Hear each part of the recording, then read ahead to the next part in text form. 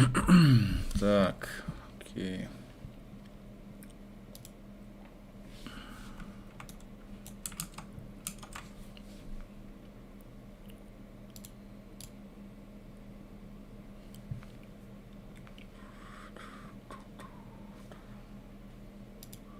Alright guys, so today we're gonna read some more articles. We'll see some new stuff on the stream. Splinterlands, what is this? Making passive income from Splinterlands. Let's see what this is. Alright, so the Hive ecosystem provides enormous opportunities. It gives us a good source of passive income through different means. Play to earn games are also popular on Hive. Splinterlands is one such a game. So basically you can make money off playing games. We can either play and earn from the game, or we just invest and earn passive income from the game. It is important we understand how this works and invest accordingly. People who are interested to play the game can obviously invest in some of the in-game NFTs and earn an income from playing the game. That's for normal players. But players who don't have enough time to spend in the game might find it hard to play, but there are opportunities even for them. They can purchase cards from the market for a good price and invest to rent them in the market to generate passive income. Oh, so you could buy some cards from the market. Oh, that's interesting stuff. Okay.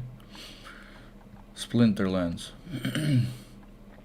Market rentals. This is the best thing we have on Splinterlands. If you look at the most of the NFT games, there will be a rental system where people will be able to rent their NFTs to generate some passive income. We have a similar thing on Splinterlands too. Even if we are not regular players, we can rent out cards. We can rent our cards out in the market and earn from that every season. The earnings will be in the form of deck tokens, which is the game token. We can either invest that further inside the game itself or sell it off in the market to book our profits. Market rentals may not require our time, but if we keep updating the card price in the market based on the demand, we will be able to get some better rental income. SPS rewards for holding cards. This is another passive income opportunity that Splinterlands will provide us for the cards that we are holding. The SPS drop is being given every day. This is only for 365 days, and after that possibility, the demand for the SPS will be high and hopefully the price should recover. But only when actual burning happens, that is when the price will pick up. Even if the game accepts the token back, and if they again float in the market, it will only make it worse. A proper sink or a burn would be best thing for the SPS. Let's see how it goes. But it is definitely a good passive income source where we also get SPS rewards for stocking as well. Chaos Legion. What is this? Splinterlands is some games. Whatever. Importance of keeping the deck up to date. If we have to keep up with the upgrades that are happening in the game, it is also important that we have to keep updating our deck. The new additions of the cards might make the old edition cards a little less valuable. In that case, if we keep rotating the cards in our deck to cards that are high in demand, the rental revenue can be really profitable.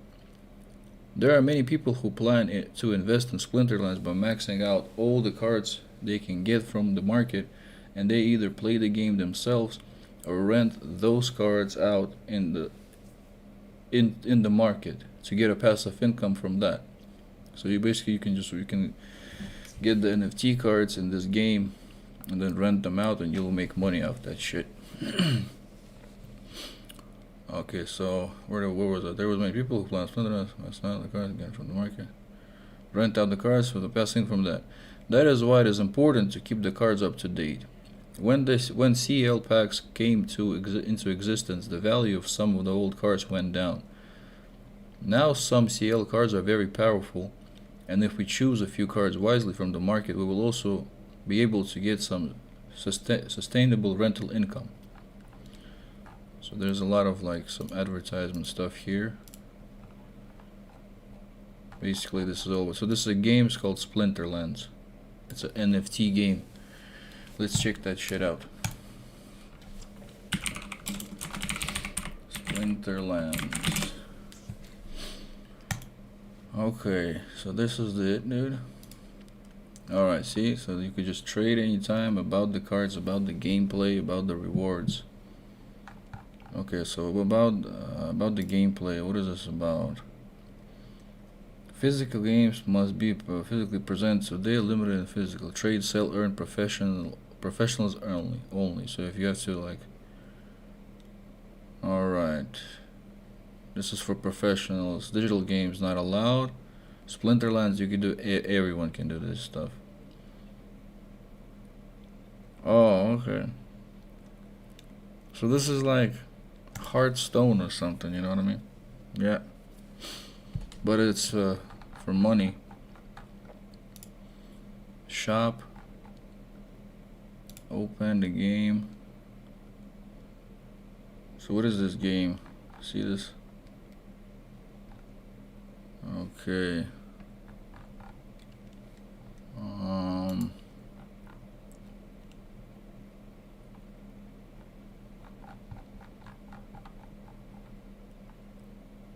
Alright, hold on a sec. So basically you have to register for this stuff as I see it. See, there's a MetaMask, Wenli, Wombat, and All Access. So basically you have to make like a wallet first, and then you create an account, and then you'll be able to play this game and earn NFT cards.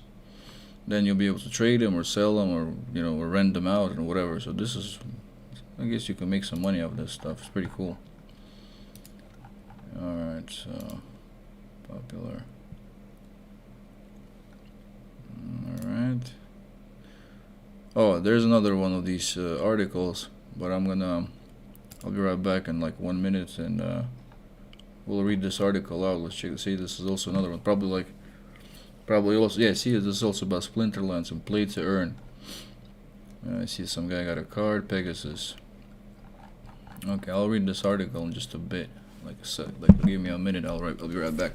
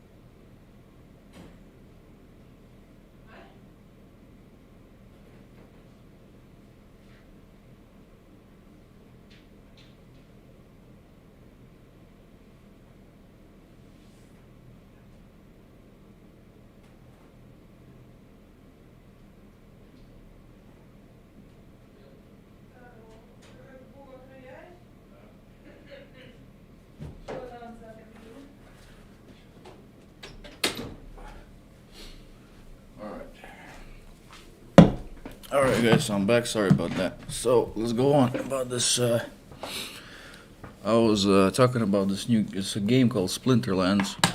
I just read an article about it. It's about trading, so basically trading NFTs. You can rent them out, you can sell them, you can win them, all of that stuff. Here, I'll show you guys one more time. Where's that link? There it is. So this is the game. Splinterlands. Hold on a sec. Takes some time to load that site for some reason. Let me go again. What's wrong with it? Doesn't want to open. Alright, so anyway. Let it load for now. Let me try it again. Hold on a sec. For some reason it doesn't want to load up. Okay. Okay, there we go. So this is the game I was talking about. So basically, about the gameplay, you can play like monsters. You have like monsters, you have wizards and stuff like that. See, like 4 rarities of the NFT cards, 7 stats, 7 elements, 64 plus abilities, 500 plus cards. See, basically you can have like 500 cards in the deck. Powered by blockchain technology and all that stuff. So you combine cards to gain levels, convert cards to crypto, trade with anyone, sell on multiple platforms, rent cards to other players. There's tournaments. See, they already rewarded $5 million. Basically, it's pretty cool, I guess. Well, I got another article. Let's read some more about this stuff. There's some dude. He got a Pegasus card. It looks pretty cool. So let's read all about this stuff. So, play to earn. Play to earn games bloomed in 2021, and the players are saying that Alien Worlds, Splinterlands, and Axie Infinity are the best NFT-powered games available in the metaverse. I am playing all 3, and each one has his unique selling points, but my vote will go for Splinterlands. A new year will come with new trends, and I feel like I already discovered the top play-to-earn game of 2022. Pegasus is a blockchain game powered by NFTs developed on Polygon Matic, where futuristic Pegasus horses will race against each other to win rewards. That's pretty cool, huh? So basically, like, I guess you get like a virtual horse, and you're playing like, you know, racing the horse basically. And so let's go on. The game was 2 tokens, Vigorous, whatever that is, Vis, the utility token, and Pegasus stones, which are PGXs. Vigorous is like some sort of a horse in the game, and the Pegasus stones is the governance token. It's called. The game mirrors the Axie Infinity breeding system, using the dual token economic model to provide a multifunctional ecosystem. Each Pegasus will have elemental variables based in the parent's traits. The 4 races are Klin, Zan, Campona, and Haas, each representing an element. This Pega is an epic Klin that was borrowed to me by my DeFi guru to try the game. So this is like some epic, some top-notch, I guess, Pegasus horse or something, you know what I mean? Klin are water creature, performing better in rainy weather. Sorry about that. Zan are hard-working wind creatures that will perform during strong winds. Campona are the rare fire bloodline that can adapt to hot weather, while Haas are the rarest bloodline. The Haas Pega are the master of lightning, the creatures that can master all other elements that the players will register. Oh, sorry about that. So they can basically the Pega, they can master all the other elements. So it's like top shit. The players will register the Pega to a race and will compete against another 11 other players. Whoa. So basically it's 12 horses. And the fastest 3 will share the Vis reward pool. So basically everyone just tosses in the money, or whatever it is, however the game is played. We're gonna look. By the way, we're gonna see that. We're gonna go on their website after I read this, and check it out. So basically, everyone just gives in the money, and 12 people are racing, and only the three last players will win the pool. Pega breeding require a male and a female creature, and the dominating bloodline and the parent's traits can produce stronger offsprings. The gender of the Pega is random, with a 50 to 50% ratio. The Pega horses can be sold or rented to other users, thanks to the innovating marketplace and renting system.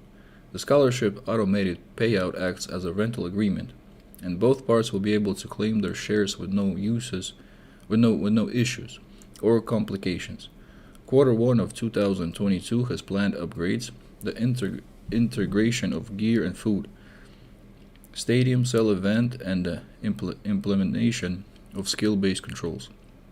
The reward aspects are planned for Q3 and Q4, when the community treasury and the PGX staking will be introduced. What's my first impression? So this guy's gonna tell us what it's all about. Oh, there it is, the Pegasus stone. Alright, so basically I'm starting to understand how this thing works.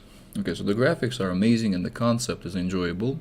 I know that new features are planned for implementation, and the game will keep improving. The tokenomics are creating powerful dynamics that are beneficial for both new and old players. The main token, Pegasus Stone, which is the PGX, feels highly underrated, and it was 25 cents a week ago, and now it has surged to 27. So it got up to it got up at 27.7%, and now it's 33 cents per token. Comparing the game with Axie Infinity, and it can get much valuable once it gets mainstream. So basically, as I see this, right, you register in that game, but we're gonna see after I read all the stuff, we're gonna see this website, and we're gonna see how it works, right? So as I see it, you gotta buy this Pegasus Stone thing. So you buy the Pegasus Stone, and then you just bid in the money, and then the 12 people just basically raise the horses, and the last 3 win the pool of the Pegasus Stones. Then you could just sell them or whatever. But it's one is 33 cents. I mean, that's not too much, I guess. All right. The Vigorous can still be earned at a high rate, and the small value makes it a great token to the HODL. The demand will grow as more and more players will breed their PEGA, the Pegasus. And using both Pegasus Stones and Vigorous for the breeding process will keep both tokens trending. So basically you gotta, if you have the Pega Stone and the Vigorous thing, then I guess you spend them to make the horse, whatever, I don't know, stronger, better, faster, and all that stuff. And I guess that's how this thing works. So basically, people buy the stones, they upgrade their horse, and of course, the value of the crypto is gonna raise, of course. So the more people buy it, the more it's gonna cost. Did you ever play for Frankie Dettori Magic 7? This is what Pegasus reminded me, but with a play turn aspect, not pay to play. Choco Mojito 6 looked like a top Pega from the first races, finishing in the top in nearly all the races. Alright, so basically this is how it looks like. Let's see this thing. See? Like I said, see, it's 12 players, and the top 3 are gonna win. So it's probably this dude. There. See, there's the gold, the red, and the white. So these are like the top 3. Basically, how this is how it works. So from the first 25 races in day 1, my Pega won 3 of them and finished top 3 a few times as well. The borrowing scholarship system is already integrated in the game, so you could basically, if some dude has a really fast horse, you could just rent it out from him, I don't know how much it's gonna cost, of course, but just pay him some money. He's gonna give you the horse, and that horse is just gonna work for you, basically. So from the first 25 races in one day, my Pega won 3 of them and finished top 3 a few times as well. The borrowing scholarship system is already integrated in the game, as the Pega owners can lend their assets to other players and each will receive their share automatically. The reward can be claimed every 2 weeks from my assets, my profit tab. So, as I see it, basically, I guess so I thought that you have to pay the dude, or maybe we'll see. We're gonna find out how this is working, because see, they're saying that when you lend out a horse, and if the horse wins, both of the players get the money, get the stones. But we're gonna go on the site and see some more information about this new game that came out in 2022. Alright, so there's another image. Yeah, see, so this dude. Oh, alright, see, so basically the pool, there you go, right? So basically, the whole pool is, how much is that? Okay, so it's 105 plus 144 plus 20. My math is not so good, sorry guys. So it's in the whole pool in 12 players. Basically, 12 players put in 14.5 of those tokens. The Pega ones or the vigorous ones. The pool is 175. Oh, it even says that right there. My bad, guys. See, it even says that right there. The pool. There it is. And the number 1 player won 105. And that's cool. Okay, so my share of the bounty was 25%, so I received 21 vis for every race I won, and slightly less for second and third place. After 25 races, I earned 92 vis, which at today's price is valued at $4.44 USD. So, basically, 4.4 times 92. So this dude just made $404 after 25 races. $404 after 25 races. But I mean, like, how many hours is that? How many? Oh, see, okay. See, he says it took him. Let's dive into some numbers, as it took me about 30 minutes to play all races. So it's 25 races, 30 minutes. So basically, he was playing for 750 minutes, which is 12 and a half hours. And I mean, 12 and a half hours basically, I mean, it's not so bad. Just sitting and playing a game. You know what I mean? And so it's 8.8 point. See, he's saying so 8.8 an hour, basically. An hour. Yeah, so it's pretty good. This is nearly as good as what I'm paid at work, but earned while playing. Well, like I said before, I mean, you're just sitting playing a game. 1 second.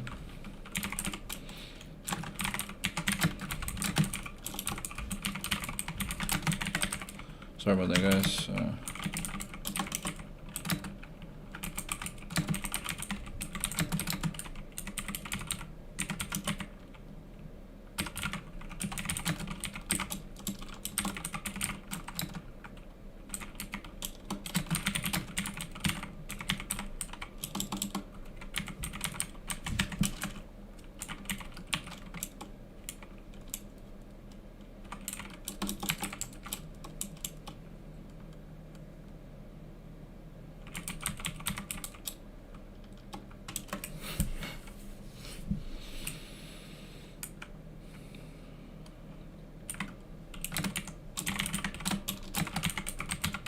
Okay, sorry about that, guy.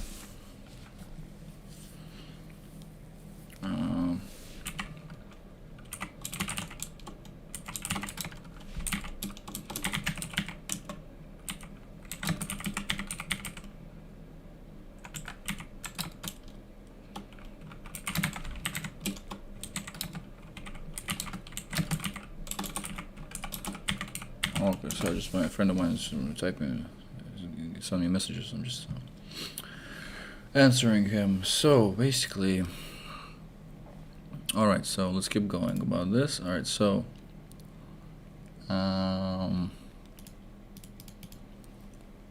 okay, I don't know. Okay, the random results will decide. Okay, so basically, what this guy was saying is that he's making $4.44 USD each race, and each race is 30 minutes long.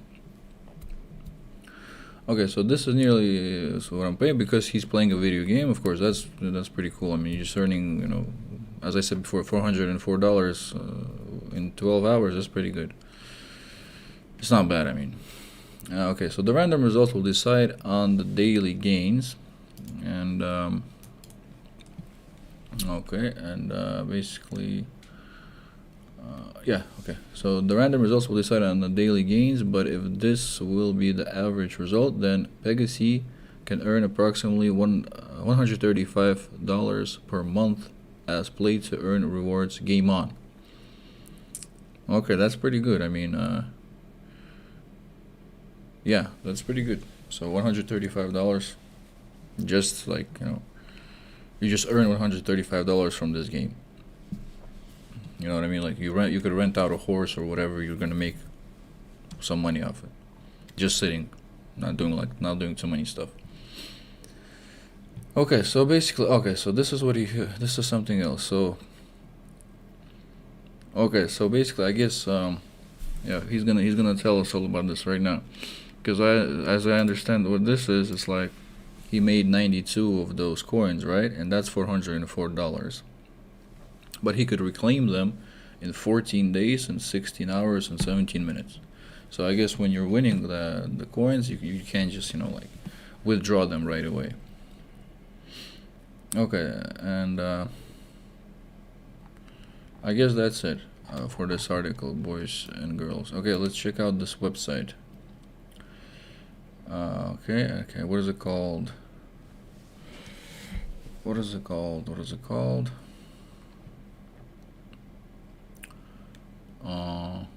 Okay, it's called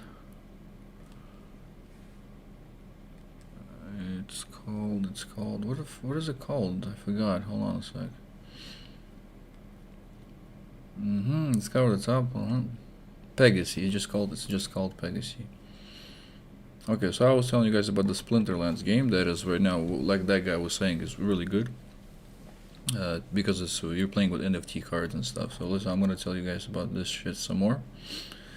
So the cards, okay, so see there's like some giant rock elements, goblin, shaman. So it's like Hearthstone basically, you know what I mean? It's just like Hearthstone, but you're playing, but they're all NFT cards. So they have some value for that. Okay, so it's gold. There's a gold one. There's a rig. Okay, there's the gold ones. These are like, I guess, more expensive and stuff. These are the editions: Gladiators, Dice, Untamed. Okay, let's see what's Chaos Edition. Okay, this is like probably some top-notch shit. You know what I mean? Okay, so battle. Learn how to play. You can learn how to play. Okay, summoners and monsters. Okay, so these guys are of course like magic with mana pools and all that stuff, and these are like monsters. I guess like in another video game like melee damage, you know, melee damage dealers or something like that. Okay, so let's see this Pegasus game. This is basically this is a pretty good game, but let's see this Pegasus game, guys. Sorry about that. Just getting distracted a bit. Okay, so you could check this game out. It's just splinterlands.com.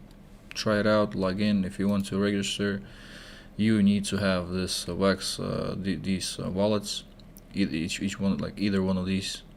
So you could log in with them, or you could just create an account and basically register and, you know, like get your NFTs, buy them or something from other players and start the game or whatever.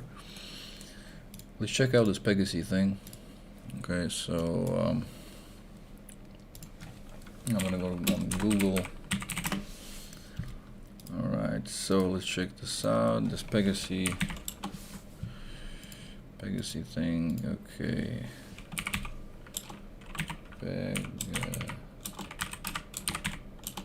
Pegasus token. Okay, so the Pegasus token price today is, like this dude said, 0.34. So this guy is not lying, as we see it right here. So it's 0.34. That's 34 cents. That's pretty good, you know what I mean? And let's see this race game. Pegasus token, Pegasus race game. There it is. Okay, so there it is. Okay guys, Pegasus. Let's check this shit out. Okay.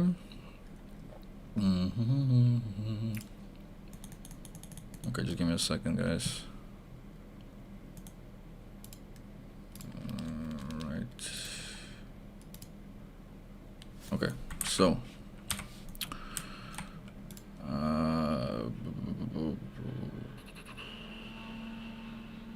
what was I saying? Sorry about that, guys. I forgot. Okay, so there's the game. Okay, let's check this out.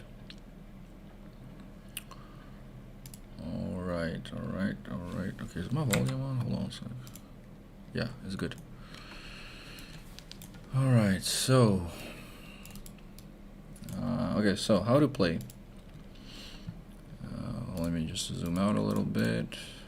Okay, how to play. So you connect your wallet to the Polygon chain, like I was saying, guys. You have to get, you're gonna get one of the wallets that they were talking about in the beginning. Connect the wallet and purchase. You could purchase or rent a single Pega from the marketplace. Either you purchase it or you rent it out.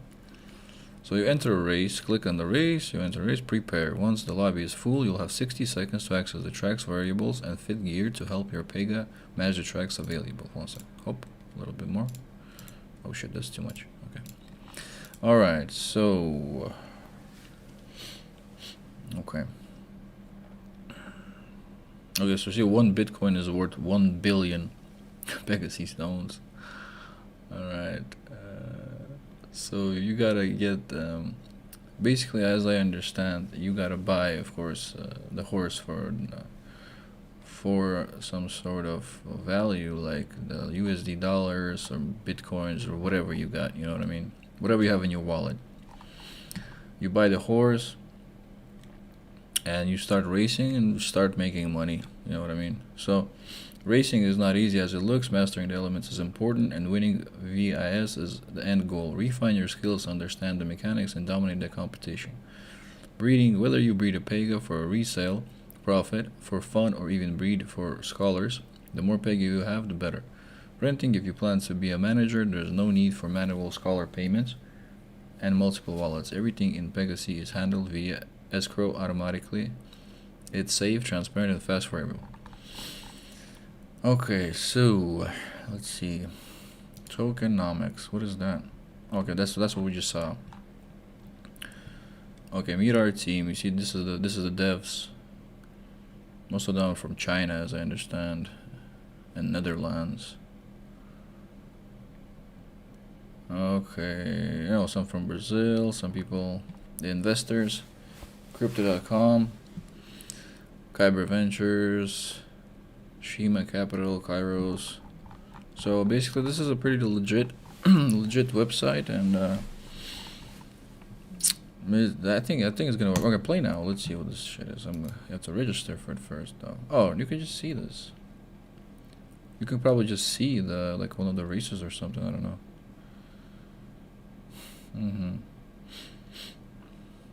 Okay, marketplace, racing connect. Okay, so let's just, I don't know, click on one of these things. Oh no, never mind. This is the dude that is selling the horse. These are dudes that are selling the horses, I guess. Yep. Or renting them out or selling them, as I understand. Yeah, So okay, basically, so this dude wants to like let's connect to MetaMask. So you have to connect to MetaMask. Okay, let's just click on it, whatever. So he wants 1,000.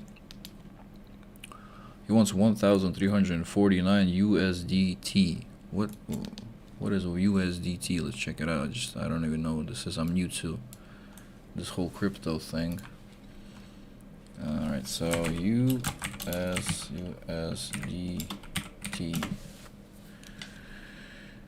Okay, USDT. Let's check it out, dudes.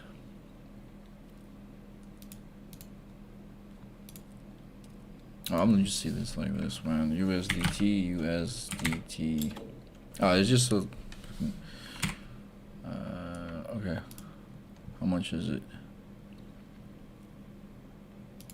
I'll just see that. I just want to see how much it costs, whatever. Yeah, so it's just like a regular USD dollar, I guess. I just thought maybe it was something else. So let's go back. There's another one, another horse somebody's selling. So basically, like, the cooler horse that you have, the more money it's gonna make, of course. Like, it's pretty freaking obvious. But I mean, like, it's pretty freaking, like, it's pretty expensive, I gotta say that. I mean, I don't know how good it is or whatever, right? But I mean, if you have like $1,500 just laying around and you want to play this game, please, man, have fun. I mean, I think this game is pretty fun, honestly, because, like, just, I don't know, just making the horses and, like, just buying the horses. Basically, like, you're going on the racetracks and stuff and just playing, like, but it's a virtual with Pegasus or whatever. Yeah, it's pretty cool, I guess. Yeah. So, alright, so let's see what else we got here. Okay, let's read some more about this play to earn shit. Okay, where is it? Popular. Okay. Let's see what else they have on this unpublished.com. This play to earn stuff is pretty interesting. I gotta say that. I just want to see, like, if they have some more. Oh, there you go. What a Synergy Land upcoming pizza. This is another one. Another play to earn game as I see it. Ah, no, it's not. This is a freaking RPG inspired by Diablo and Path of Exiles. Wow. Okay, let's read all about this, guys. So, today I'd like to share a quick summary of another upcoming play to earn blockchain video game, Synergy Land. Still very early in development. There are a number of things I like about the project, as well as the few concerns which are to be expected for the new project founded in the mid-2021. So it's built on built on Solana. Synergy Land is a multiplayer ARPG inspired by Diablo and Path of Exile, giving ownership to various gaming elements to the other players in the form of NFTs. Founded by Carlos Bolanos, CEO of, and Oscar Solarfaz, creative director. The team, largely located in Spain, is fully doxed. They even went a step further with a nice touch of adding LinkedIn links to the white paper and the light paper. See, so this is the devs. They're from Spain, I guess.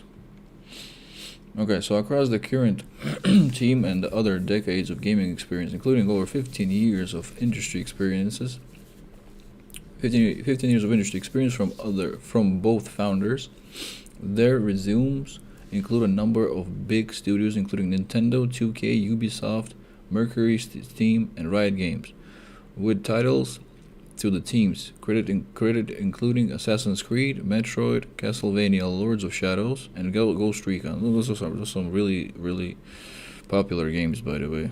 I'm sure everybody played Assassin's Creed, Metroid, like, when I was a kid, that game was bomb. Okay, so while the project is less than 6 months old, they have already released a first gameplay footage trailer highlighting several elements of the game, including the Diablo-like styling, as well as the farming breeding elements. Okay, let's see this video, dudes.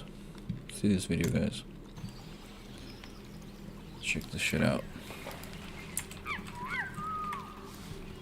Okay. Okay, hold on a sec. Alright.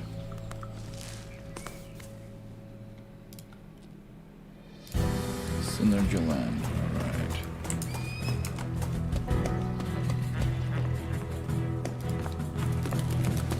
Check out the gameplay. He has a monkey. The monkey is running around with this guy.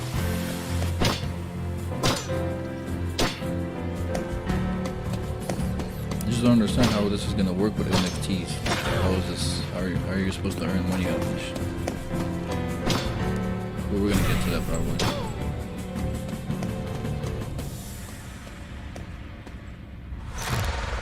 Alright, so that's it? Oh no, that's not it. Okay. Here we go, boys. The farm. Oh man, you got some apples or what is that? Ah, tomatoes. Got an egg. What's an egg? It's like a dragon or something. Or a big monkey.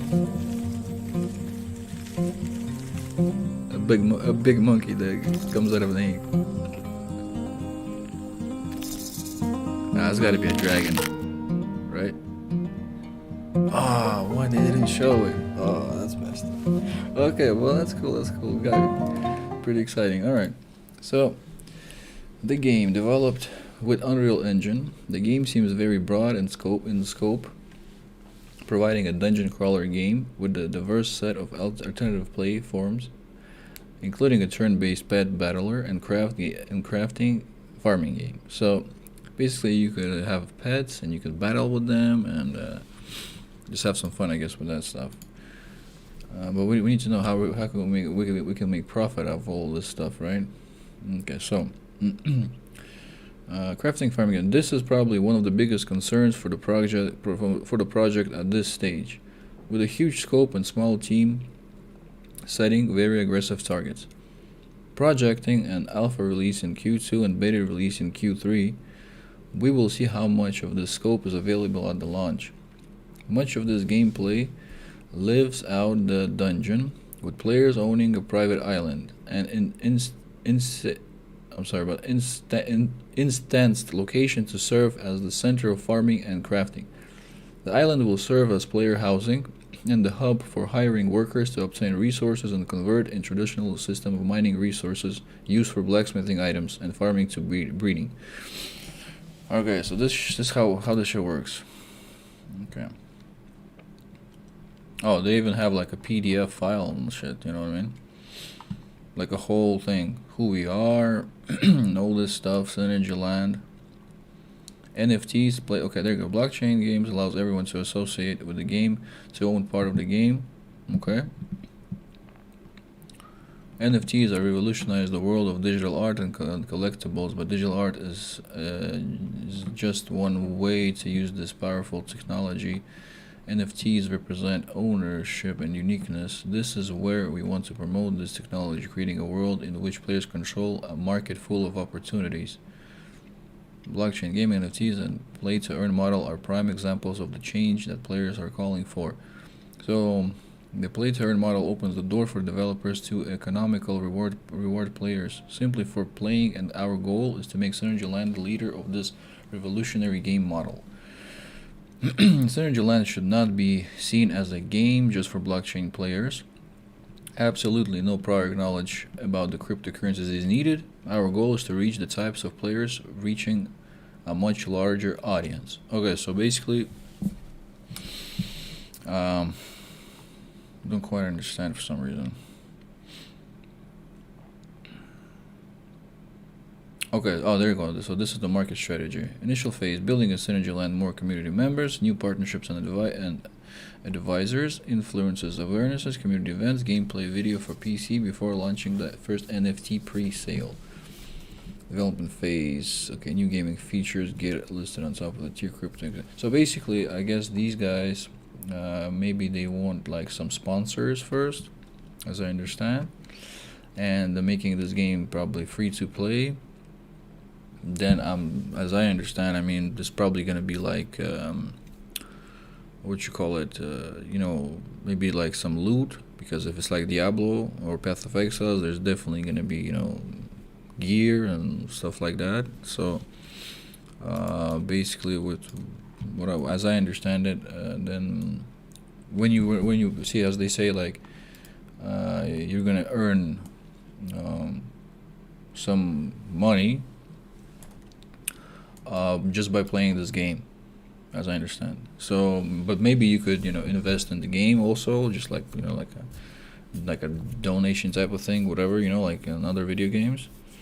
And as I see it, probably when other players are gonna start playing, of course, they're gonna get gear or whatever, and then that gear is gonna cost money for it. So like some sort of value or whatever.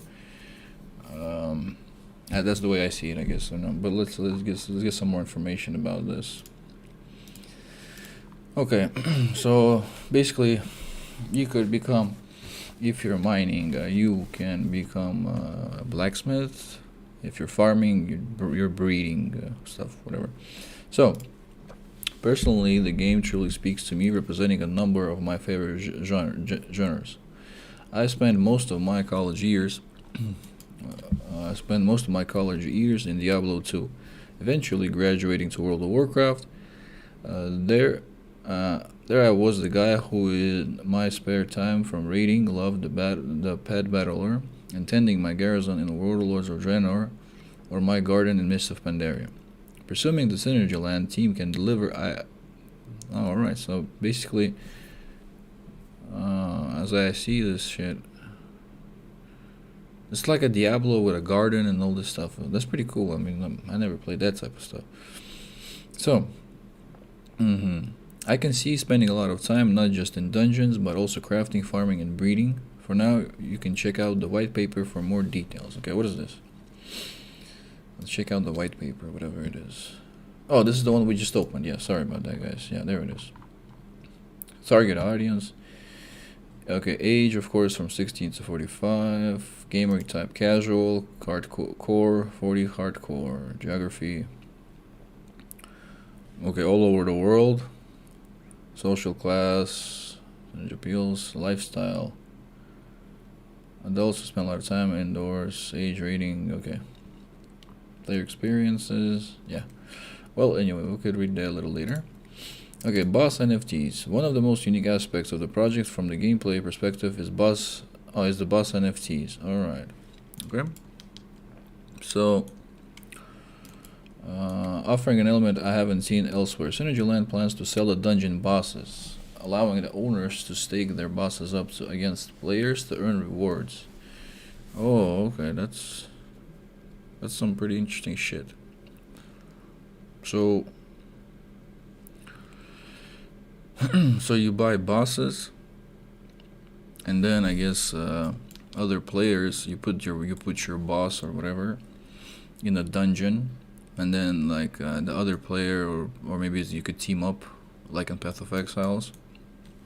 Of course, I guess like in Path of Exiles, like the more people you have in the party, the harder the bosses, the harder the game plays, and that's the way I see it. I mean, let's just go on. Okay, so yeah, like I said, Synergy Land plans to send the dungeon bosses, allowing the owners to stake their bosses up against players to earn rewards. Groups of up to 4 players will be able to pay an ACN token. More on tokens below. Challenging an owner boss. If the team wins, they earn back their paid tokens along with loot. If the boss defeats the team, the boss owner receives the paid tokens. That's pretty cool. Shit, I don't know. That's pretty interesting. That's something really new. So okay, boss holder. Let's see this. Let's just see this. All right. Okay, what the frick, dude? Hold on a sec. Okay, let's go. Where's that shit? Player islands. Frick. Okay, hold on. Okay, let's just see it here, whatever. So basically, as they're showing, this is the boss holder, this is the team party. They put their tokens. This is the global dungeon stake system. So basically, let's go from there. The team defeats the boss. Team earns loot and gets back their token, and they get the loot, of course. Boss defeats team. The boss, the holder gets the tokens. But I just don't understand. So okay.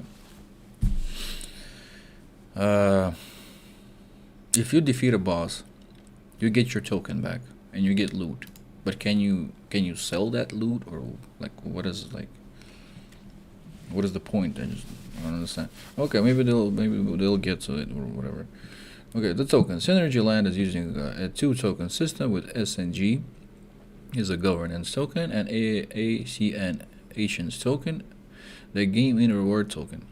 Serving unique purposes, SNG serves as both the trading currency and the governance, while the ACN will act as the reward currency with use for purchasing resources as well as crafting, breeding pets, dungeon fees, and land taxes. Either token has yet been generated, with this event expected later in Q1 2022. So in the first quarter of 2022, this token is going to get generated. Okay, land taxes is one of the more unique elements of the tokenomics, with a monthly fee being charged to the landowners, with the various features on their property encouraging use versus just holding land.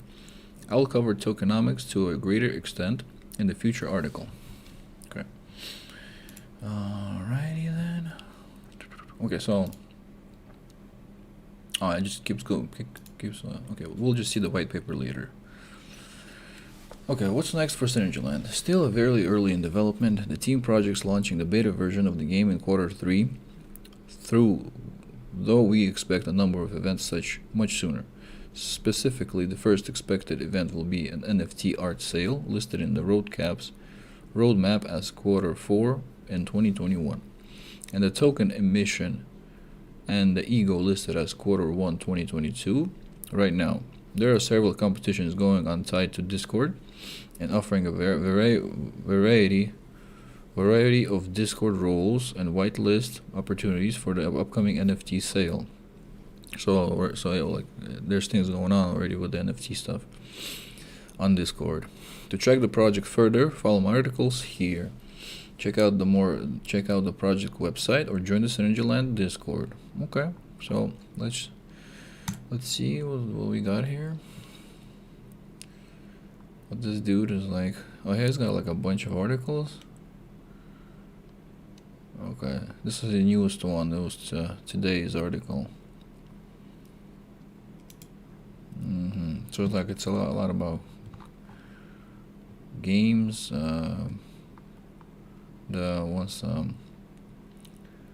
P2E games. Okay, so we're gonna leave it here for now. I'll be right back, guys. I'm gonna get some more water and stuff. So I'll be right back in a few minutes.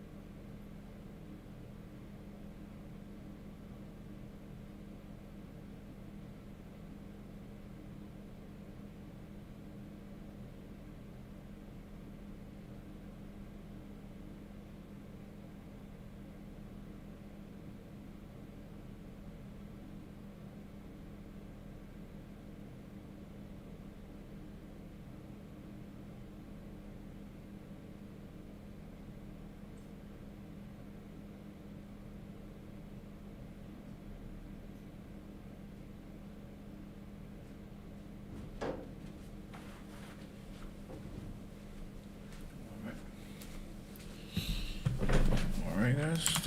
Let's go on. Okay, so let's see what we got here. Let's check out this white paper about this synergy game. Get a little closer like that. Okay. So, right down. Okay, governance. Okay, so this is the one. SNG. Okay, there you go. Okay, let's read about this token. It's economic shit. Okay, so SNG, like we read before, this is the government's token, and it'll be able to claim rewards for staking the token and also participate in the key governments voted. So this is like the main token, like a Bitcoin, for example. And the ACN is the in-game token, to buy like gear, food, whatever, crafting, save land taxes, breeding pets, special dungeon fees, stuff like that. Treasury system. There's a treasury system, community controlled, decentralized, collaborative decision-making treasury system for the sustainable financial end of the development. This system will ensure the future of decentralization of the project, receiving progressively and the percentage of the contributions to the game. Okay, that's cool. Okay, there we go. This is the SNG shit. SNG chart. So, let's see this. So the team, 18%. The special events is only 2. So you can make it, I guess. The team can make 18%, so basically from one token. The development is making 8%. The advisors 4. The public sale 3. The private sales is 14. So basically, if you're gonna get like NFTs or whatever in the game, you're gonna sell them, which is 14%. Seed sale, that's from farming and stuff. And there you go. And then the mining and the staking this is the most. So basically, the mining and the stocking is 45%. Okay. The seed sale is 6 cents. So one seed is 6 cents. A private sale is 9 cents. Public sale is 18. Okay, this is locked for now.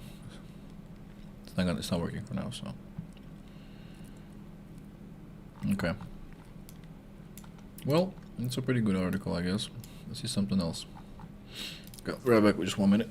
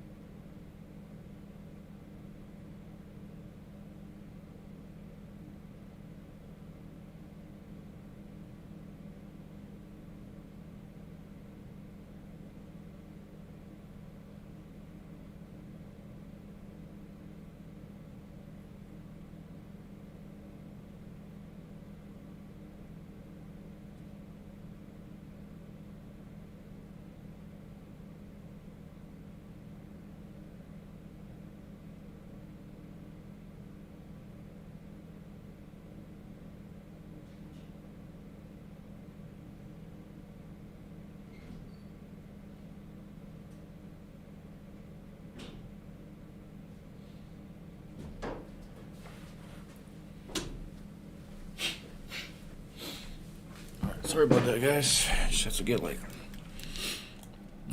some coffee. Okay, so let's go on. Okay, all right. So where were we? Let's read some more about those P2E games, because that's some interesting stuff, honestly. It's like a new era or so of this. Okay, hold on. So let's see this. Where's that guy's article? I closed it. Hold on. Where was it? There it is. Okay, Synergy Land. Okay, hold on a sec.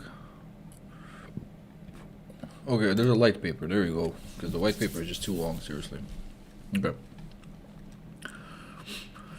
The white paper is too long. The light paper is a little short. Okay, so this is the development system. These are all the people here. The devs. Nintendo.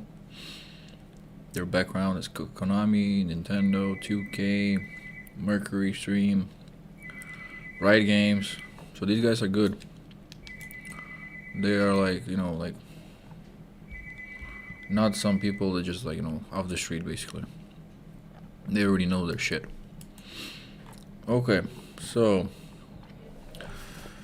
Synergy Land is a blockchain multiplayer RPG game.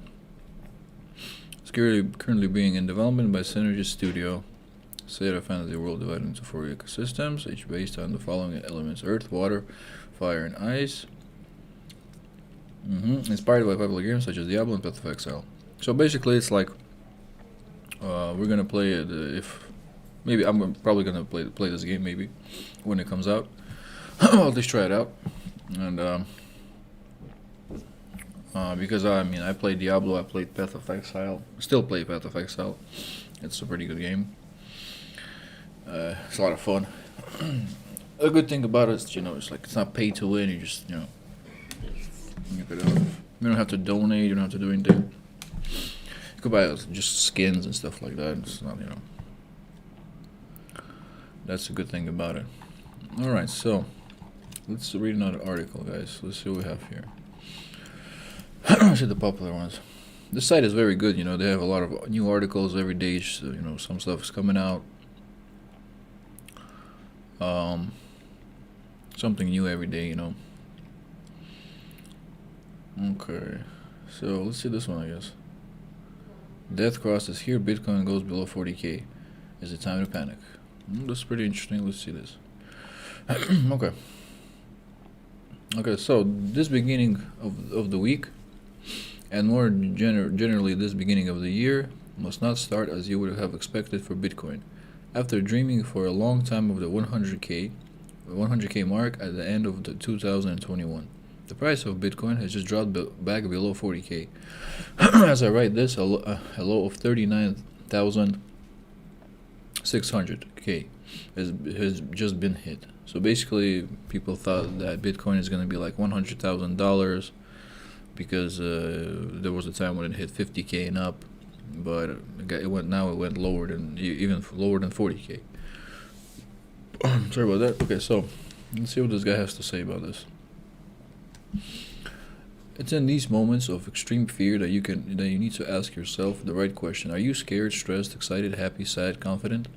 Answering this question honestly will give you a better sense of where you stand in terms of your level of confidence in the Bitcoin revolution. This weekend I was amused to see that extreme fear, Bitcoin fear and greed index at 10 was dominating the market on January 8, 2022, when the Bitcoin price was 41.6 thousand.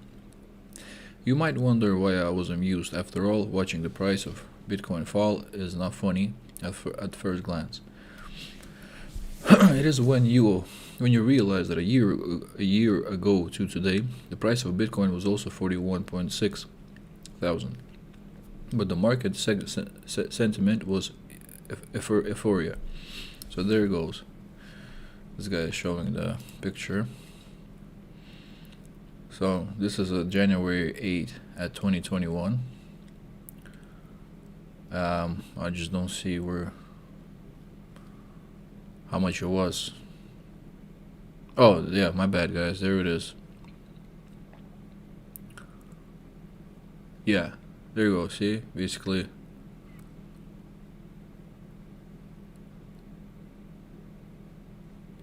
Okay, so basically it was like 50. No, it was a year ago the same, like literally the same. And he's showing that a year after, it's the same. But there was a time, see, there was a time when it was 49,000. So that's pretty cool. All right. Okay, same price but opposite feelings. The reason: most investors have a hard time stepping back and realizing that in March 2020, the price of Bitcoin bottomed out below 4K during the liquidity crisis at the beginning of COVID-19 pandemic. BTC reserves on exchange platforms are at a 4-year low. Why won't the supply shock have the desired effect on the Bitcoin price? Seeing the price of Bitcoin move 40% below its ETH of 69,000 may worry you, but you should understand that this is nothing to worry about. The price of Bitcoin is not going to reach 100,000, and even more in the future, in the straight line. The price of Bitcoin rises in successive ways, interspersed with corrections like the one we are expecting now. So there is no need to panic. Panic is even less of an issue when you see that the Bitcoin reserves on the exchange platforms are at their lowest level in 4 years. Some people naturally want to say, okay, there's somebody that commented that Sylvain, if Bitcoin reserves on exchange platforms are at 4-year low, why aren't we seeing the supply shock that all Bitcoiners are constantly talking about? That's a great question, and I'll answer it. As you can see, I like to do questions and answers. So this guy, yeah, he does. The fact that the BTC reserves are in an all-time low on exchange platforms means that there are more and more long-term HODLers. Proportionally, there are a few buyers and sellers on the spot market. Thus, the volatility of the Bitcoin price is increased, and it takes less trading volume to move the Bitcoin price sorry about that in one direction or another. The market is bigger, confidence in Bitcoin is growing, but the demand in the spot market has to grow for the supply shock to have an upward effect on the price of Bitcoin. At the beginning of this year, this is not the trend. All eyes are on the Fed, which is expected to accelerate inflections in its accommodating monetary policy with a faster than expected rate hike and an end to liquidity injections that will come sooner than expected. De facto, all investors are waiting and thinking about the best strategies to allocate their funds for 2022, while the easy money conditions we have known since March 2020 are set to change very soon. While we wait for the money to come back into Bitcoin, we can see that longs are being liquidated and the bears have been able to drive the price of Bitcoin down to around 40K. The good news here is that we saw an interesting bounce after hitting 39.6, a rebound that brought the price of Bitcoin back to close to 42K. This extreme fear is seen by whales and institutional players as an extreme opportunity. These players have a lot of faith in Bitcoin because they can take a long view. They don't just look at what the price of Bitcoin is going to do in the coming days and weeks. They think in years and decades. And is this time for paradigm shift that you need to make to take full advantage of Bitcoin? So basically, as I see this, the big investors that have a lot of Bitcoins and stuff like that, they're just they're not just looking in like every day. Oh shit, it's gonna be 100,000 tomorrow. Oh shit, it's gonna be 100,000 tomorrow. Basically, what this guy's trying to say is that all the people that have Bitcoins, basically, they have enough money to buy a Bitcoin, right? They're waiting. They buy the Bitcoin. It's not just for one day or for like a year, or, you know what I mean. They're just waiting for a long time. They're expecting it to be, of course, they're expecting it to be, to rise in the value. Maybe it's going to be 100,000 someday. So maybe that's what they're expecting. So they don't just buy it. like, oh, I bought it, and they just buy it. If it goes down, it goes down. If it goes up, it goes up. They just have it. It's there, and that's it. Okay. So the death cross is here as Bitcoin price just dropped below 40K. Is it time to panic? The fall in the price of Bitcoin leads us to the creation of death cross on the Bitcoin price chart with a 1 hour time frame. Okay, so let's see this. Okay, see, so basically it's 37,355, and then an hour. In an hour, what is he showing? See, there was a time when it was 68,000. That's in November. So basically that's 2021 here. That's September. I guess in August it was 37,000, and now it's at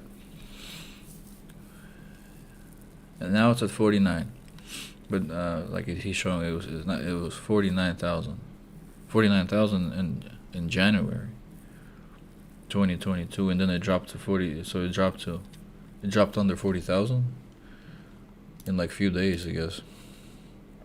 Okay, so I recently introduced you to the 11 charts patterns you need to know to better anticipate bullish or bearish movements in the price of Bitcoin. I didn't tell you about the death cross and its counterpart, the golden cross, because these patterns are based on the behavior of the 50-day moving average and the 200-day moving average of the Bitcoin price. This is something slightly different, and I will go into more detail in another article if you are interested. For now, you should know that the death cross occurs the 50-day moving average of the Bitcoin price crosses downward the 200-day moving average of the Bitcoin price. This is exactly what we could see on the previous chart with the 50-day moving average of the Bitcoin price appearing in the yellow. So basically, he just showed that picture. The other picture we saw, it was a 50-day moving average. So from September to today, basically. Okay. No, sorry, not September. From December, from November, I think. From November, 50 days. Okay, so this signal is usually seen as this decisive downturn in the market. With this death across, you have to ask yourself if this is the time to panic about Bitcoin. After all, the whole market is giving in to extreme fear. What if we were wrong to remain optimistic and see this as opportunity? This is not an opportunity. So basically, what this dude is trying to say is just that everyone, was too. So when they bought the Bitcoin, they were all excited about it, right? Because especially for the people that bought it in the beginning, when I think it was like in 2009 or something. That was like a really good time. I mean, the Bitcoin was like, at one point it was like $3 or something. I was watching the news. I was like 16 years old, and I was it was like $3 or something like that, or whatever. It was really cheap, and then it went up and up and up and up and up, and now it's $40,000, and it could go even more.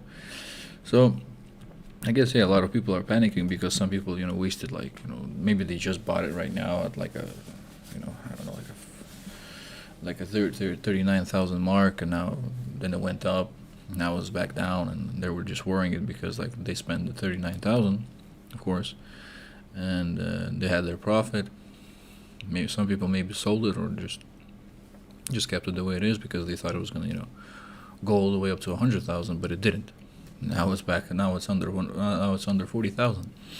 And of course, people that bought it for 39, they're like, oh shit, a waste, I guess. So they're of course they're panicking. But what this dude is trying to say is that there's no need to panic because, see, I guess that this is the way it works. So, it has its ups and downs. So, like right there, as we saw the 50-day chart, it was 39,000. In 50 days, it became 49. So, I mean, 50 days is not that much. It's just like a month and 20 days. So it's not that much. So, where were we? Okay. Where was I? sorry about that, guys. I got lost there. Okay, yeah. So the Bitcoin price crosses down the 200 moving average of the Bitcoin price. This is exactly what we see on the previous chart, with the 50-day moving average of the Bitcoin price appearing in yellow. Okay, this signal is usually seen as a decisive downturn in the market with this death cross. You have to ask yourself if this is the time to panic about Bitcoin. After all, the whole market is giving into extreme fear. What if we were wrong to remain optimistic and see this is as an opportunity? Okay, in the history of Bitcoin, we have already had 8 death crosses. on 4 of those occasions, the price of Bitcoin fell into the months that followed. On the other 4 times, the price of Bitcoin rose in the months that followed. So as you can see, the death cross is not always a sign of a coming bear market, just as a golden cross is not always a sign of a bull market. Things are more complex than that, and it depends on many other parameters. The last death cross took place in the early summer of 2021. It scared a lot of investors, but Bitcoin held on to the 30K mark before recovering in August 2021, when we saw in August to give us a golden cross and finally a new ATH a few months later. So there you go. Let's see this. Basically, yeah, so this dude is showing, right? So 28,000, the 30,000 mark, like he said, and then bam, it just went back. The golden cross right here at 40,000. So it went back to 40,000, and then it just rose all the way to 49. So just a matter of time, you just have to believe. You just gotta believe in it and not panic and just like, oh shit, I'm gonna sell it. Okay, so we'll see what this death cross will do to the price of Bitcoin in this time. But from my perspective, panic is out of the question. Like I said, you have no interest in selling your Bitcoin today if you understand the why of Bitcoin. The best you can do is accumulate more if you have the cash to seize this opportunity. If not, simply HODL Bitcoin without losing patience. The key for Bitcoin in the short term is to hold the 40K support system. Sorry, the key for Bitcoin in the short term is to hold the 40,000 support. In terms of supports, to watch for 40K is a major support that keeps us in the current bullish scenario. If the 40K doesn't hold, we'll have to look at the 39K. But basically, this maybe is what I think. So if in 50 days it went up from basically 30K to 40K, so probably right now if it's 40K, probably in about 50 days or something like that, it's gonna go back to 50K or not. But if you look at these charts, it seems so. So the last major support is the 30K level, which has held up twice in 2021 and which keeps us in the current bull market. As you can see, there is still a long way to go before Bitcoin plunges into a bear market that everyone is dreading. That's a scenario I don't envision at this time. I believe things will start to go up again by the end of January 2022. Like I said, we will see if that happens. As always, this is just my opinion here. Please feel free to share your opinions on the current situation. Stay strong, stay Bitcoin HODLers. So guys, if you are investing into Bitcoin, stay strong, boys. Stay strong. Alright, so okay, let's give me a second here. Okay, so basically what we have here, what this dude is trying to say is that if you're investing into Bitcoin, yeah, you have just have to don't panic, just be chill. Just don't go out of the boat right away, be like, oh my god, that shit is going down or whatever. Just wait, keep strong, wait, everything will be fine. Alright, so that's about Bitcoin. Let's see some more. What else we got here? What else do we have here? Okay. MTV coin. Oh. Harvest Finance brings whatever. Bitcoin state of the market. Okay, there's an article about investing into psychology is against you. Investing psychology is against you. Okay, well, we can see that. Fixed income, endless possibility. Okay, let's check this. What is the fiat DAO? I came across the fiat DAO in the super humans layer, where my colleagues, when my colleagues were talking about how cool the fiat DAO is, how cool the fiat DAO is, and how innovative it is as a source of income. What is it though? Oh, okay, I see. I done what every crypto enthusiast would do and went to check it. Okay. Before I clicked the Go to Rewards button, I spent some time reading about it, the concept behind fiat DAO, and how the reward system works.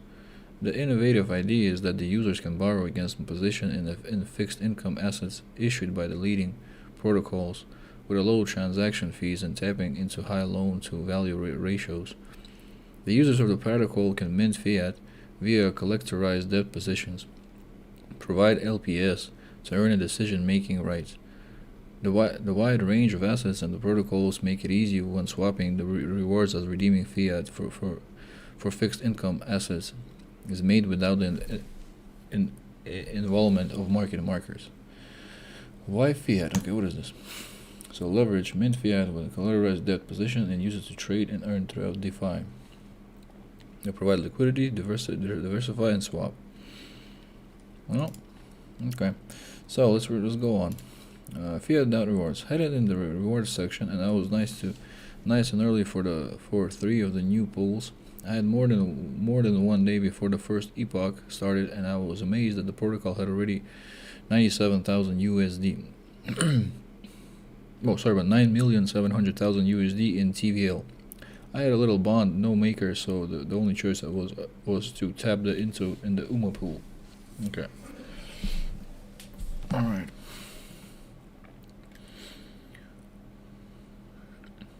Okay, so this basically is showing the epoch was yet to start, therefore no APY rate was available. The epoch rewards were set to 412,500 FTD shared between the user that provided 1 million worth of UMA into the pool. Once the epoch started, any deposit made was considered as a pro-rata figures on the length of the event. Okay, so this guy is showing like his wallet or something, I guess. This wallet, whatever. I think that $24 as a transaction fee was not too bad considering the absurd GWEI's values I've seen lately. Added 628 UMA into the pool, and now it is time to wait patiently for the epoch to run its course. The FDD token has a utility and it may turn into the nice gem in the future. The FDD stash can be stocked in Senatus and be used in governments, while statistics about the stakers can be found in the Age of Romulus tab. So basically, what the fuck is this? I don't even understand. What is this UMA shit? Alright, so let's just see what is a UMA pool right now, because this is like some new stuff for me. UMA pool. Okay, whatever the fuck, it's showing me hotels and stuff. What is that all about? Okay, whatever. Well, I didn't understand anything about this article, boys. So, I hope if somebody understood it, hope that I gave you this information, maybe help you. Maybe it didn't. Best currencies to buy in 2022. Let's see this shit. Okay. You know the deal. New year, new you, and it's time to refresh your finances. Whether you're new to investing in 2022 year, or you are a seasoned investor looking to grow your portfolio, it's important to invest in cryptocurrencies which are quickly taking the world by storm. It's important to note, however, that all other cryptocurrencies are the same, and investing in the wrong token, like the Squid Games token, could cause you to lose all your money. This is why it's absolutely necessary that you research every cryptocurrency you intend to buy before you buy it. We've done some of the work for you, and below are some of the best cryptocurrencies to buy in the coming year. Keep reading so you can know what the cryptocurrency to add into your portfolio in 2022. All right, so let's see this shit. Okay, Bitcoin, of course. First and the foremost, if you don't own Bitcoin yet, why not?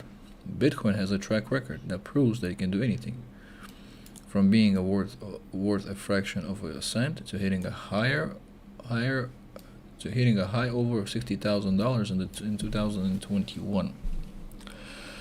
Bitcoin has long proven that it is on its way to proverbial moon. Of course, there's still a chance that Bitcoin could go to zero tomorrow, but with a number of countries adopting the currency as their national currency, El Salvador, for example, and many retailers accepting it as a payment, you really can't go wrong with an investment in Bitcoin. Plus, as inflation continues to climb and unreasonable highs, an investment in Bitcoin is much safer than a fiat investment, as it is possible to beat inflation with Bitcoin. So, I mean, honestly, I don't think that Bitcoin is ever gonna die, because this guy is right.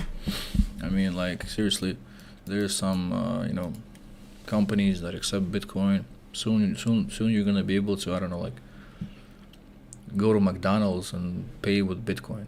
You know what I mean? Or order food with Bitcoin, or go to a supermarket and pay with Bitcoin. So, and it's already starting. So I don't think it's ever gonna die. I think it's gonna be like, just gonna go even more and more. But that's just my opinion. I don't know. Okay, so let's go on. If you can't afford a whole Bitcoin, feel free to buy a partial one. Then just remember not to panic, as knowing cryptocurrencies has its ups and downs, like we were talking before, the other article was about this. When you buy Bitcoin, you are buying from the long run, so make your purchase and hold on. Alright, Ethereum. The last year, 2021, was a rough year for Ethereum. It was slated to be the end of their conversation to Ethereum 2.0. But like any other digital project, it was delayed again and again. Some investors began to lose faith and cashed out, looking to their money in the coin, which was making progress more quickly, causing a rough ride for investors and users alike. Despite the growing pains, Ethereum really is becoming a bigger and better blockchain, besides just converting to a proof of stake mechanism, which will allow transactions to process more quickly. Ethereum was also expanding its capabilities through NFTs, which exploded in 2021.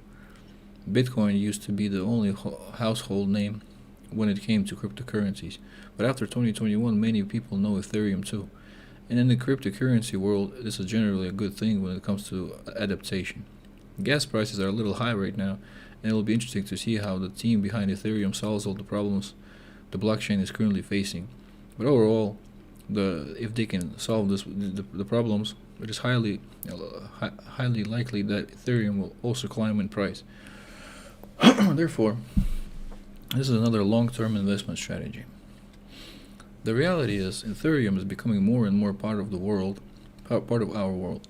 So regardless of how you feel about it right now, your portfolio in 2022 should definitely contain at least some Ethereum. Okay, so basically, I mean, I don't know, Ethereum, yeah, it seems like a good coin. I mean,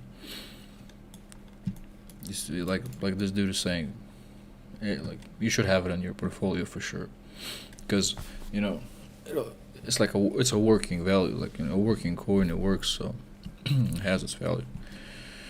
Sounds good. All right, so Solana is very rare. It is very rare that cryptocurrency's coin comes to close to sorry about that, guys. Rivaling the big two, Bitcoin and Ethereum. So basically, okay. So as I see it, so the Bitcoin and Ethereum, they're like, the top two. But Solana has proven time and time again that it is here to stay. While Solana is not as well known of the project as Bitcoin and Ethereum, it may just be the answer the world is looking for. So Bitcoin and Ethereum are great, but one thing these blockchains lack is speed. This is where Solana comes in, as it can perform all the capabilities of the Ethereum blockchain while also processing transactions at a rate of 50,000 per second, much faster than its two main competitors. Solana is also cheaper, making it easier for beginning investors to hold on an entire coin. Although an investment in Solana is probably solid, it is still risky, as Solana has yet to prove that it can get the same level of interest and development as Ethereum. Of course, it is newer, so it should be given time to do so, but so far the returns on the Solana have been good, and the program behind the cryptocurrency is solid, meaning you should give it a second. You should give it a second look this year. So this is like a new, new coin, and it's probably good. Let's see how much that shit costs. Okay. Okay. So Solana price. All right. How much is that shit?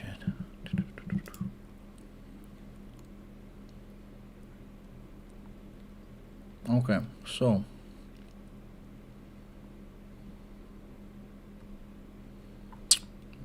come on, what the frick? Solana price in dollars. Okay. Oh, all right. So one coin, the one Solana coin, is $148. So basically, I mean, you could buy it. You could buy it and see it's probably going up, seems so.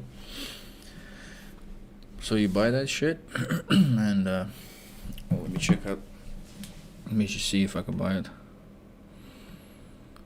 Just gonna see right here real quick, just to check it out.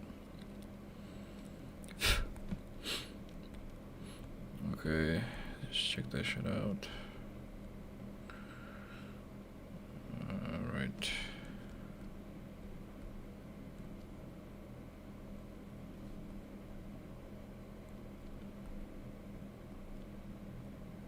Alright, so frick. It's not working for some reason for now. My phone. Okay, whatever. Yeah, you could buy it, you could always buy it on Forex or whatever if you have a wallet. So yeah. Okay, so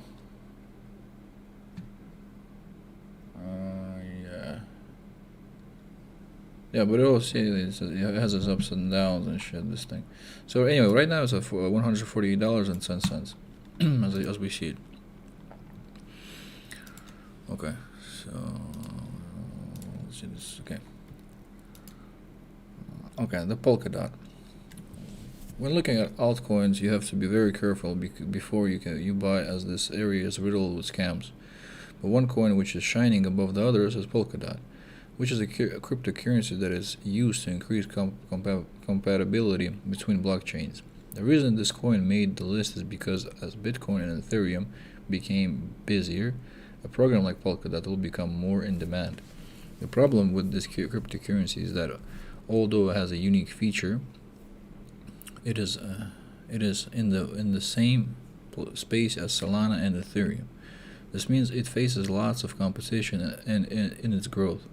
Regardless, it has shown impressive growth in price since its inception, and it is probably a decent asset to add to an investment portfolio. All right. As of the writing of this article, Polkadot is the cheapest asset on this list, and while it may seem easier for new investors to buy, it is not recommended that a beginner invest in Polkadot is as it is riskier than investing in Bitcoin or Ethereum. So basically, this dude's saying, yeah, it's cheaper, but I mean, like, if it's just riskier to invest in this coin for some reason. You know what I mean? Okay, so Remember that any investment in cryptocurrencies carries inherent risk, and you shouldn't invest any money you don't intend to lose. Overall, regardless of what you decide to invest in during 2022, the important thing is that you do invest and research and do your research and invest in any investments you want to place money in. As inflation continues to climb, you are better off investing in Bitcoin than you are most fiat assets. So don't wait and invest in cryptocurrency today. Yeah, well, basically, I mean, shit. You know what I mean? Not everyone has like $40,000 to invest into Bitcoin. But as he said before, you could invest like you don't have to invest right away 40,000 to buy the whole Bitcoin. You could invest like $100, for example. I said 100,000. Yeah, that would be like awesome. That would be 2 Bitcoins. Yeah, but you could invest $50. You can invest $10. You can invest $1. You know what I mean? And just to buy a little bit of the Bitcoin. So overall, maybe this dude is right, because you don't see. Some people think that you have to invest like right away, like $10,000 or like $50,000 or whatever, right? But you don't have to do that. You could just invest like, I don't know, like I said before, like $1, for example.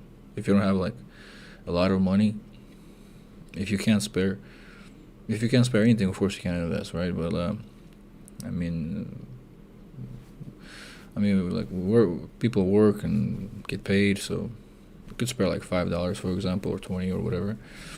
Just invest into it, and then overall, like for example, you could just like invest like $5 a month or whatever, or 10 or 50 or whatever you could do.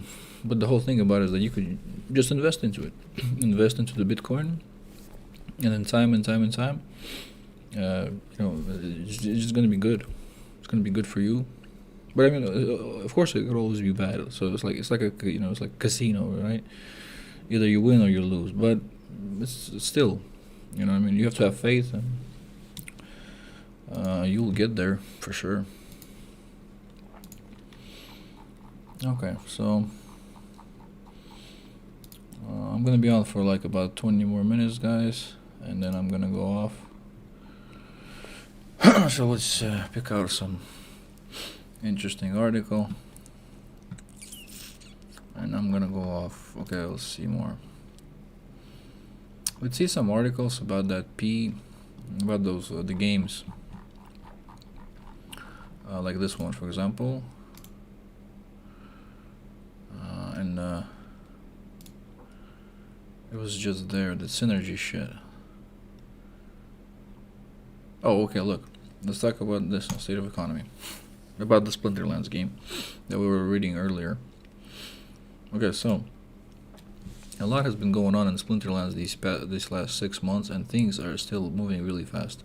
The game totally exploded with the introduction of the SPCs, of the SPS, and thanks to the vouchers in the first phase of the Chaos Legion pre-sale, the value of SPS got really close to $1 per SPS. Ever since, its value has been declining quite a bit, losing more than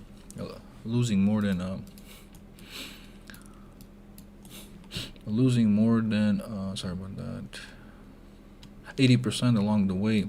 At the time of writing this, it's traded at a 0.184, so basically like 18 cents.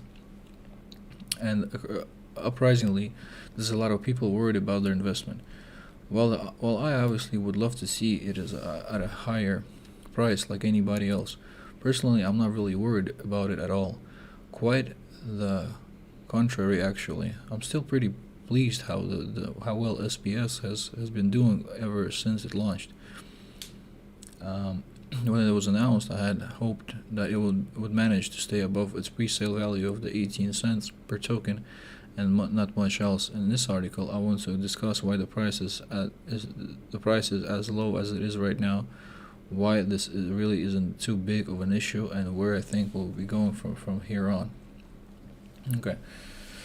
So, one of the main reasons for the sharp decline of SPS certainly is the general bearish sentiment we had in the recent weeks.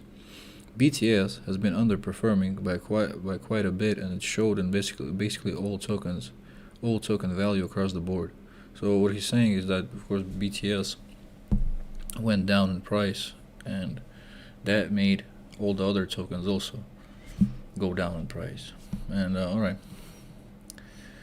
While this certainly is an issue for any cryptocurrency, and likely it still will be for another decade or so, I firmly believe that SPS is not much correlated with the movement of BTC as many other tokens out there. It still will fall when BTC falls, but it shouldn't need a BTC pump to pump itself.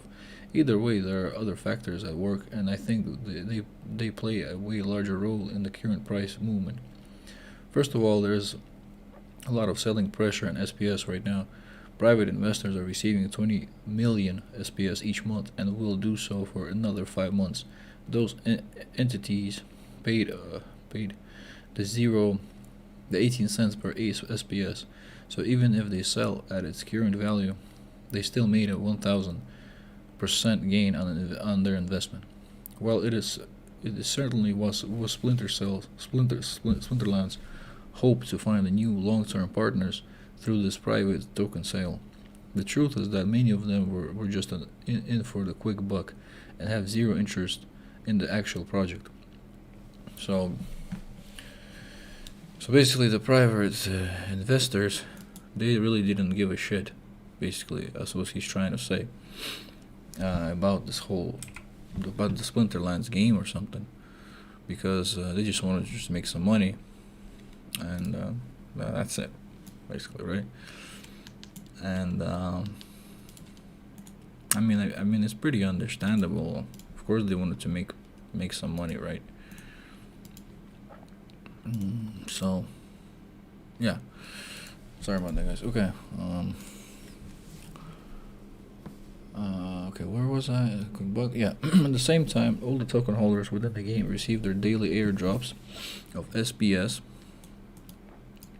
While a lot of these players suddenly are more invested in the game than these private investors, there are more nevertheless a lot of people selling what they can get on a daily basis.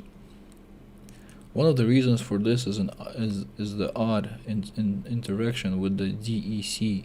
Since you get one airdrop point per DEC in your account, you get a bigger SPS return by converting your SPS to DEC and holding on to the DEC instead of SPS. Others will sell their SPS to buy more packs and cards, while some are just looking to cash out and take their profits. Just like the monthly drop for the private investors, the daily airdrop is going to continue for quite a while, and as long as it's going, we'll see more selling pressure on the token. So basically, this is all of the money that was invested by people who's buying the cards and shit like that. You know what I mean? Where's that game? Hold on a second. I'll show you guys one more time. Okay, where's that shit? Hold on.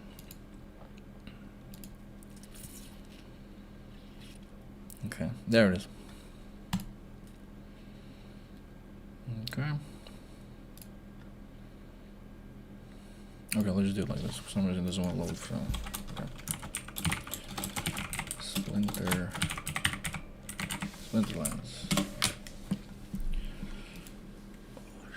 Okay. Alright, so this is that card game that we were seeing earlier. It's like basically like a crypto Hearthstone. And as I understand, this is the money that people invested. This is the SPS, those tokens or whatever they called in the video game, and it's worth $55,000. And yeah, so the other major factor is that there aren't terribly much reasons to actually buy SPS right now. I know this sounds kind of odd from somebody holding almost 300,000 SPS on my main account. Oh, my bad. That's his money. Yeah, but it's the truth. if you had a certain amount of money to invest, you could either use it to buy SPS, or you could just buy any other Splinterlands asset, cards, packs, land, instead, and start earning free SPS on top of that. The truth is, I wouldn't advise anybody to buy SPS off the market, but instead get cards with that money and start playing the game or renting out the cards. That way you can earn in other ways while still receiving SPS on top. While I absolutely adore the way the team crafted the airdrop, it creates double trouble for the short-term economy. Not only does it create a lot of sell pressure, it also makes it less attractive to actually buy the SPS. So what this dude is saying is basically, right now, don't buy it right away, the SPS, right? So you just buy the cards that they have. Like, they have like a shitload of cards, right? And rent them out. Rent them out and sit on your ass, and you're gonna get paid for it just because you're renting out the cards. That's it. It's much worth it, I guess. Well, basically what this dude is trying to say. Yeah, so okay, let's talk about Splinterlands. Okay, so yeah, where was I? Sorry about that, guys. Okay, the good news is that none of these issues are going to last indefinitely.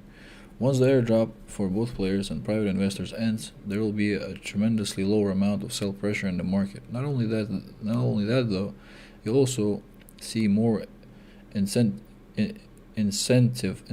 to buy. SPS will play a major part in Splinterlands. The Splinterlands land expansion.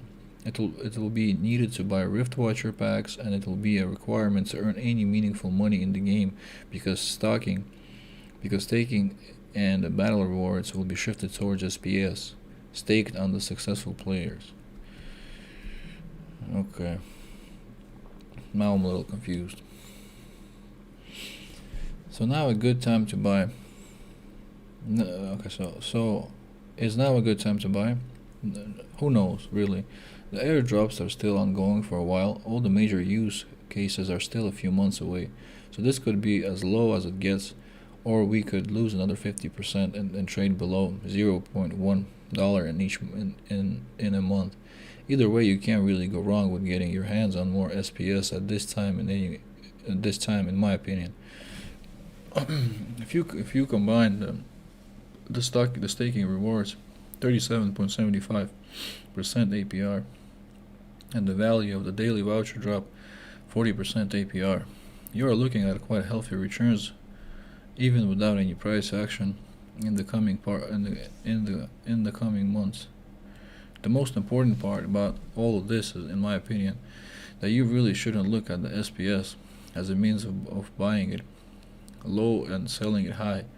You sure could do that, and it might very well be a successful move. But I feel like it's missing the point. Moving forward, anything cool and interesting within Splinterlands will require staked SPS in one way or the other. At the same time, as vouchers already showed, owning SPS means that you will earn a fair share of the game's revenue. So to me, SPS is more like owning shares of Splinterlands than anything else. So basically, if you got some SPS, you're just like, a share owner. You know what I mean? So you got if you buy SPS, you're a share owner of that game. But right now, what this dude is saying is that it's not worth it for some reason. I don't know why. Maybe because, well, like he said, because of the Bitcoin. So the Bitcoin is dropping on price, and that's why he's not. That's what the SPS is going lower by in price. But if you think about it, but this is just my opinion, right? Either way, Bitcoin is gonna go up again. So if SPS is cheap, let's see how much it costs. Hold on, so let's go on Google. Google.com. Okay, SPS token price. Okay, hold on. SPS token price. Okay, see, Splinterlands, Splinter Shards, that's what it's called. So that shit is right now is 17 cents. 17 cents, as I understand. Right? Nope. Well, let's check out this website right now.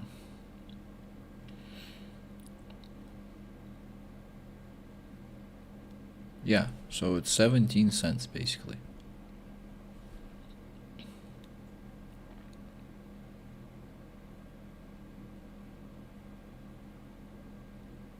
As I understand, right? Or maybe not. Maybe I'm wrong. Hold on a sec. How much is this shit? Okay.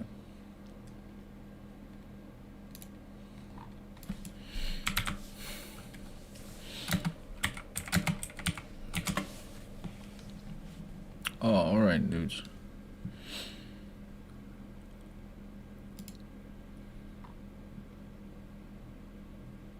No, that's in Russian rubles. Hold on.